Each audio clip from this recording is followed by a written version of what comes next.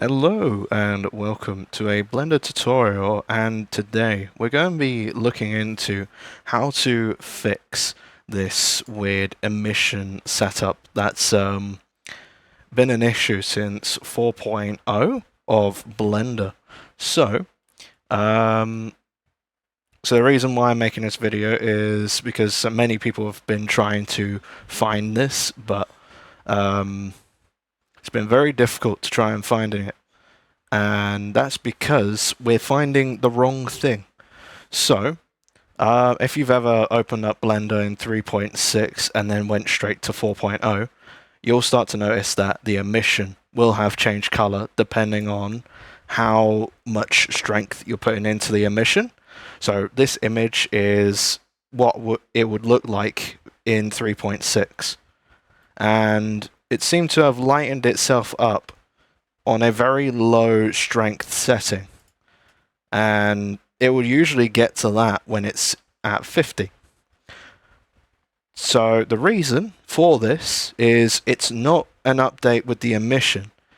It is a thing to do with how Blender has started to adapt more to how the rendering will look in the final stage of making your projects. So since they're going into realistic rendering, they have this thing called color management. And by default, for 3.6 default, so it would be view transform, and you'd switch that to filmic. That's how you would get this effect. This is what 3.6 would be. But by default now, because it's 4.0 or anything above 4.0, they've changed it to AGX, which is their new, more realistic rendering system. And the reason why they've done that is because they are going more towards photorealism, but it doesn't change too much about Blender's system. It's just how some things would look. If you don't want the new stuff, if you don't want AGX, just change it to Filmic, and you get the normal Blender rendering system. So when I go over to this emission, it will only do the white. It will only go to white when I set it to 100.